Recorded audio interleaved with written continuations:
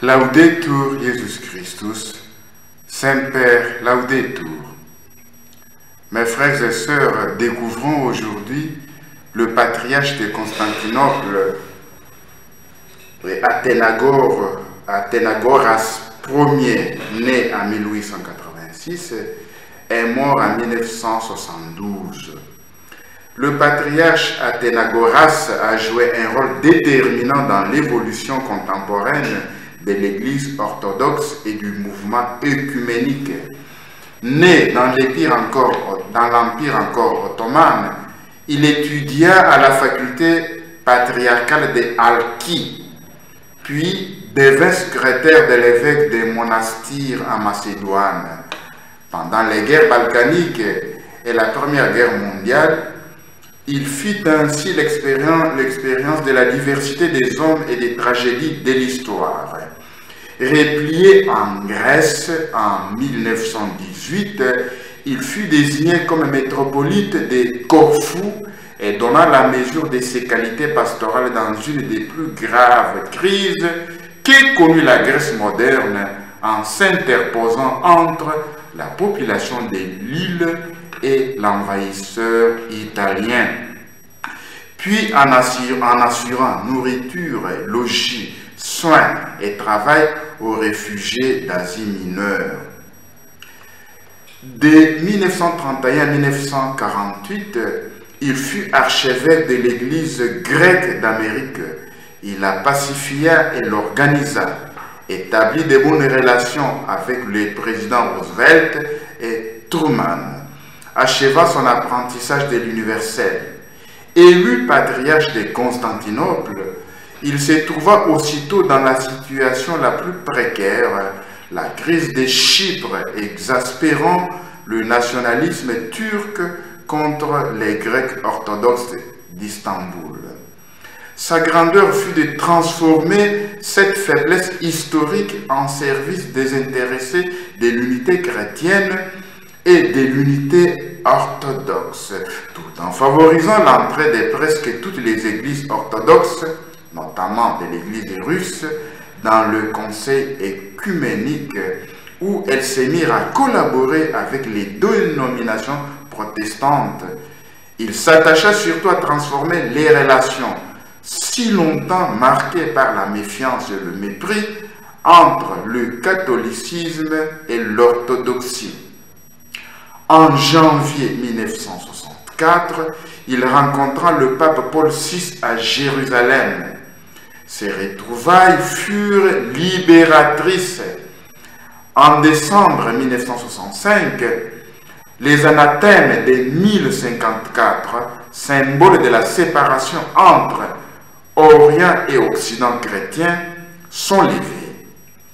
Un dialogue de la charité s'engage entre Rome et Constantinople pour préparer dans l'esprit de l'Église indivise un dialogue sur le fond.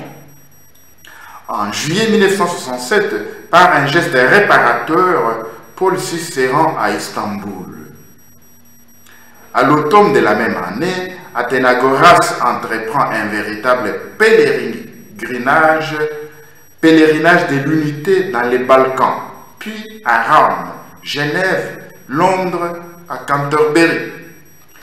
Une ère nouvelle commence selon lui, grâce à laquelle le rapprochement de l'Orient et de l'Occident chrétien permettra un renouveau décisif du christianisme.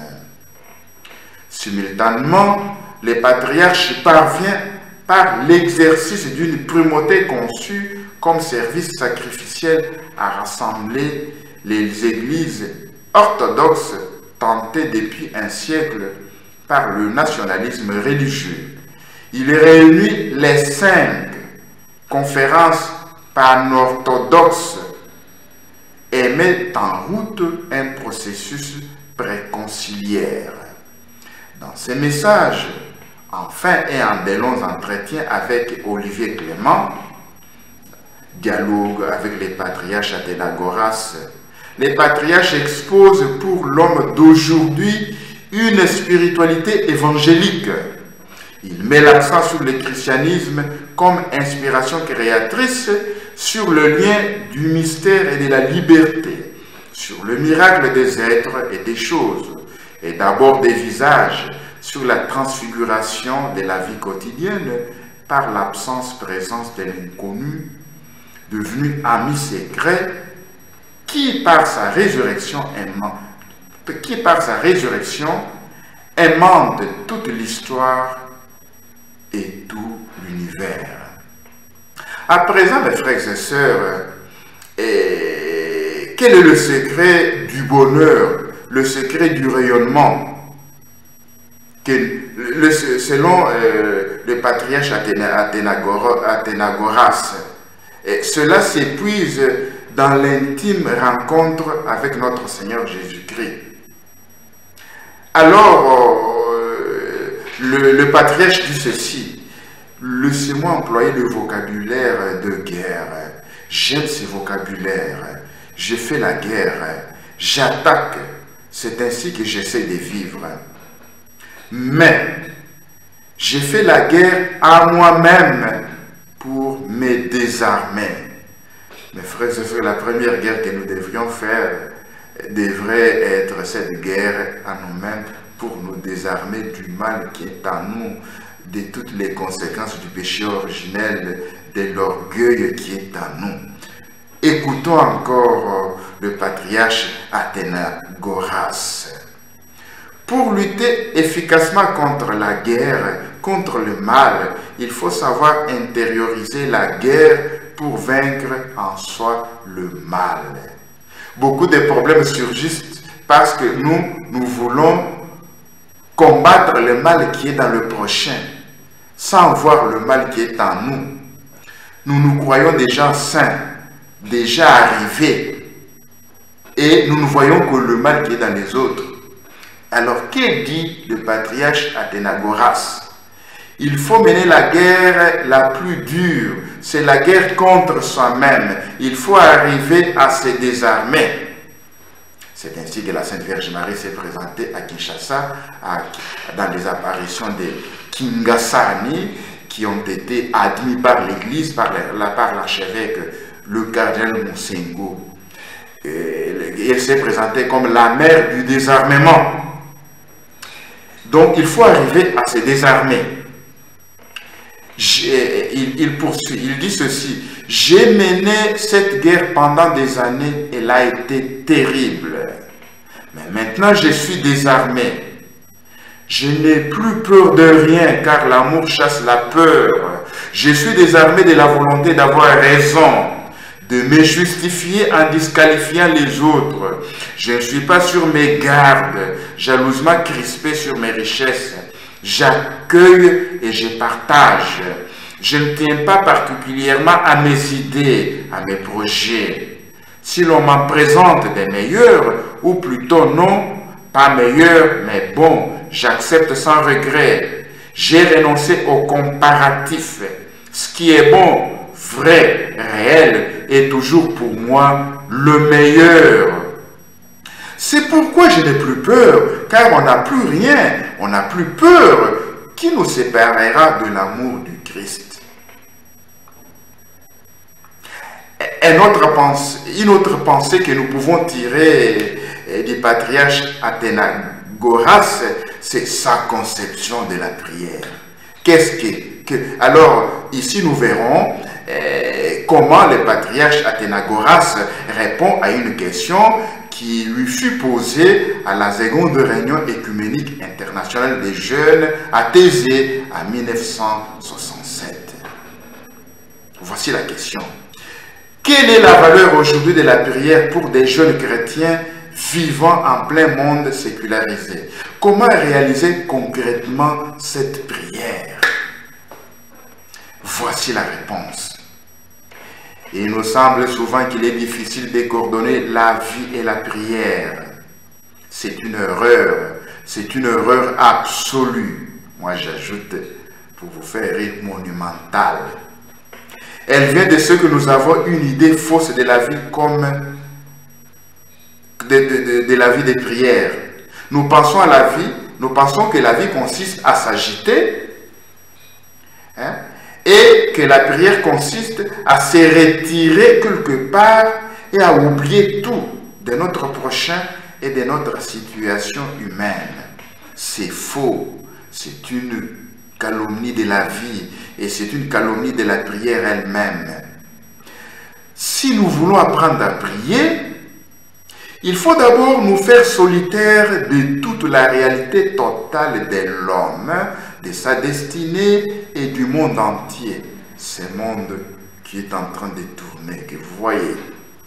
L'assumer totalement. Et c'est de là l'acte essentiel que Dieu a accompli dans l'incarnation. Ordinairement, quand nous pensons à l'intercession, nous pensons qu'elle consiste à rappeler poliment à Dieu ce qu'il a oublié de faire. En réalité, l'intercession consiste à faire un pas qui nous porte au cœur d'une situation tragique. Et un pas qui est la même qualité que le pas du Christ qui est devenu l'homme une fois pour toutes. Nous devons faire un pas qui nous porte au cœur d'une situation dont plus jamais nous ne voudrons sortir. Une solidarité chrétienne, christique, qui est simultanément orientée aux deux pôles opposés. Le Christ incarné, vrai homme et vrai Dieu, est totalement solitaire de l'homme et de son péché lorsqu'il se tourne vers Dieu, totalement solitaire de Dieu lorsqu'il se tourne vers l'homme. C'est cette double solidarité qui nous fait en un sens étranger aux deux camps et en même temps unis aux deux camps, qui est notre situation chrétienne de base. Maintenant, vous me direz, que faire? Poursuit le patriarche. Eh bien, la prière naît de deux sources. Ou bien c'est l'émerveillement que nous avons par rapport à Dieu et aux choses de Dieu, notre prochain ou le monde qui nous entoure malgré ses ombres. Ou bien c'est le sens du tragique, le nôtre et celui des autres surtout. Berdiaf disait, si j'ai faim, c'est un fait physique. Si mon voisin a faim, c'est un fait moral. Eh bien, voilà le tragique tel qu'il nous apparaît à chaque instant, car mon voisin a toujours faim. Il n'a pas toujours faim de pain. Il a quelquefois faim d'un geste d'humanité, d'un regard charitable. C'est là que commence la prière. Dans cette sensibilisation à la merveille et à la tragédie. Lorsqu'elle subsiste, tout est facile.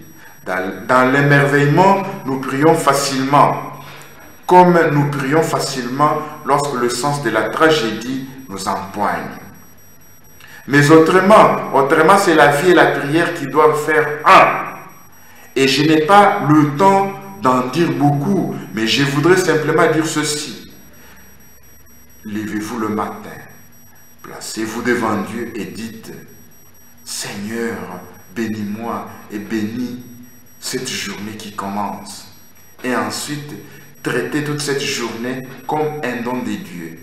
Et considérez-vous vous-même comme l'envoyé de Dieu dans cet inconnu qu'est la journée nouvelle. Cela veut dire simplement quelque chose de très facile. Que rien de ce qui aura lieu dans cette journée n'est étranger à la volonté de Dieu.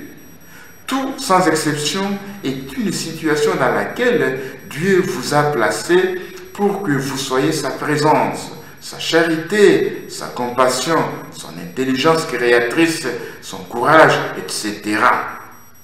Et d'autre part, chaque fois que vous rencontrerez une situation, vous êtes celui que Dieu a placé pour faire office de chrétien, pour être une parcelle du corps du Christ, une action de Dieu.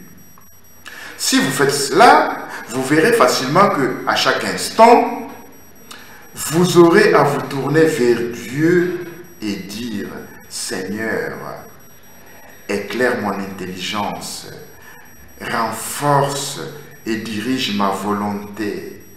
Donne-moi un cœur de feu, aide-moi. À d'autres moments, vous pouvez dire, Seigneur, merci. Et si vous êtes sage, et si vous savez remercier, vous éviterez la sottise que l'on appelle la vanité ou l'orgueil, qui consiste à s'imaginer que si l'on a fait quelque chose que l'on ne pouvait pas faire, c'est Dieu qui l'a fait. C'est Dieu qui nous fait ce cadeau merveilleux de nous donner cela à faire. Même maintenant, c'est Dieu qui m'accorde cette occasion de faire cet enseignement. Il y a une dame de la France qui m'a écrit. J'ai trouvé que ce qu'il m'a écrit est intéressant. C'est ainsi que je suis allé puiser chez Athénagoras Ier. Et je me suis instruit. Je connaissais ce patriarche, mais aujourd'hui, il y a un plus dans ma vie. Merci ma sœur pour votre lettre que je viens de recevoir aujourd'hui. Aujourd'hui, vous avez écrit le 15 janvier, je viens de recevoir votre lettre aujourd'hui, le 19 janvier 2022. Merci beaucoup. Je demeure toujours à votre écoute. Je suis un simple serviteur. Ce n'était qu'une parenthèse pour m'adresser à cette sœur en Christ de la France. Je continue avec la prière chez les patriarches.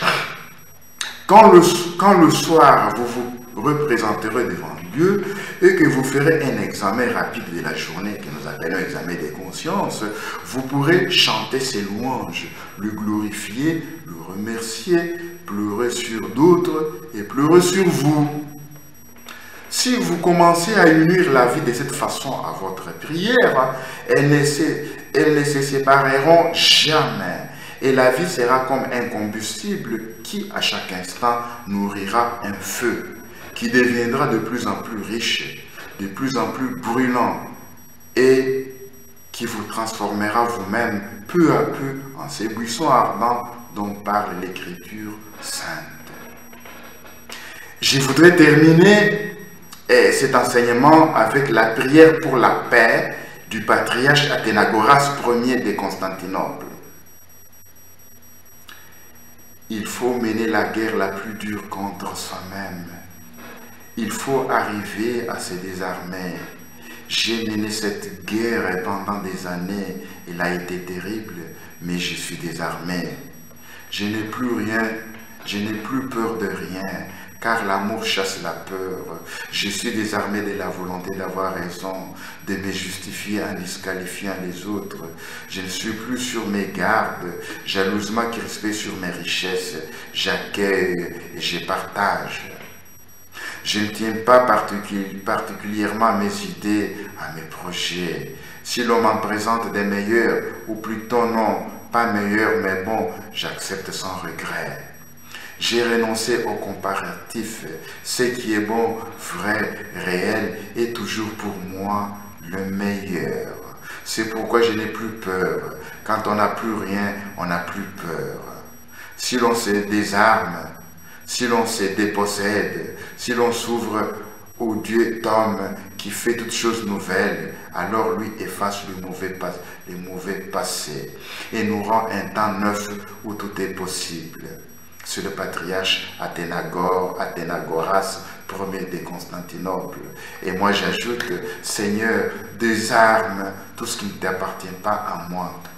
Désarme, Seigneur, désarme-moi de mon égoïsme, désarme-moi de mon manque de charité, désarme-moi de ma luxure, des pensées, désarme-moi, Seigneur, de mon orgueil, de mon sens de supériorité, Seigneur.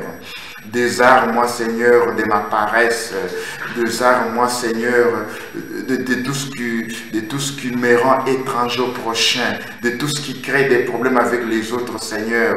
Désarme-moi, Seigneur Jésus, de tout ce qui ne t'appartient pas. Très précieux sang de Jésus-Christ, descends sur moi pour me purifier. Amen. Alléluia. Laudetur Jesus Christus, Saint-Père, laudetus.